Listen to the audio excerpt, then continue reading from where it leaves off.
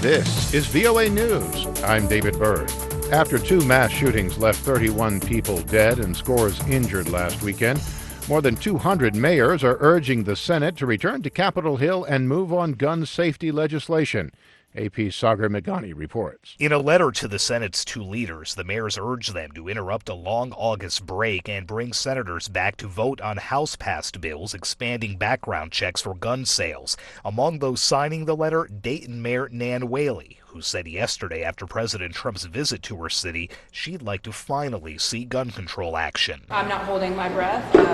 Too often we just see complete inaction because they're waiting just for time for people to forget. Senate GOP Chief Mitch McConnell's been resisting pressure to bring lawmakers back. The president's been privately calling senators while pushing publicly for expanded background checks. Sagar Meghani at the White House. And Mitch McConnell told a Kentucky radio station Thursday he would welcome debate on the House bills when the Senate returns to Washington next month. The recent deadly mass shootings in the U.S. have prompted other countries to issue travel warnings. The AP's Ed Donahue reports. The warnings come from Venezuela, Uruguay, and Japan. President Trump has placed sanctions on Venezuela. The socialist dictatorship of Nicolas Maduro has inflicted terrible misery and suffering. Maduro did not mention President Trump, but he said speeches from Washington are impregnated with racial discrimination and hatred against immigrants. Uruguay's foreign minister recommends avoiding large gatherings in the U.S. Japan's government called the U.S. a gun society and said to pay attention to the potential for gunfire everywhere.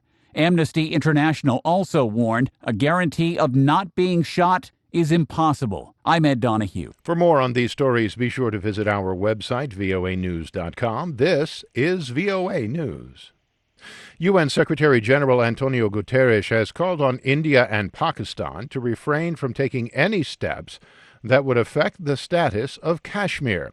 Stefan Dujarric is the Secretary General's spokesman. The Secretary General also recalls the 1972 agreement on bilateral relations between India and Pakistan, also known as the Simla Agreement, which states that the final status of Jammu and Kashmir is to be settled by peaceful means in accordance with the Charter of the United Nations. In an address on television and radio Thursday, Indian Prime Minister Narendra Modi promised Kashmiris the beginning of a new era as a result of his government's decision to scrap the region's special status and bring it under New Delhi's control. At the State Department, spokeswoman Morgan Ortega said the United States is urging common restraint from both India and Pakistan.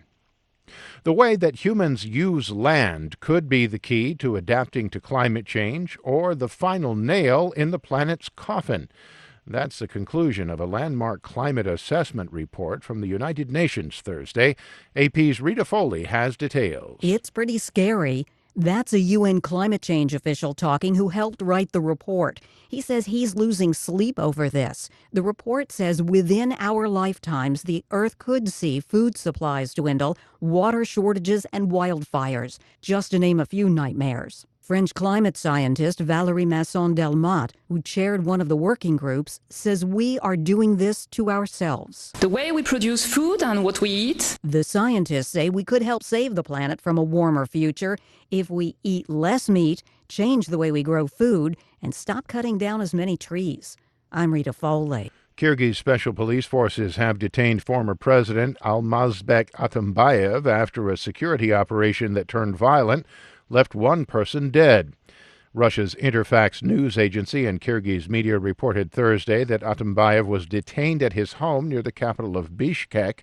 The 62-year-old faces 5 counts of criminally abusing his office when he was Kyrgyzstan's president from 2011 to 2017, including corruption, abuse of office, and illegally enriching himself. Atambayev rejects the charges and resisted police attempts to detain him for questioning. 2 people were killed Thursday when a missile engine exploded at a military base in northern Russia. Russia's defense ministry said the blast occurred during a test of a liquid propellant engine at a military base used for missile tests. The explosion is the second accident at a Russian military facility in less than a week. For more, log on to our website. I'm David Byrd, VOA News.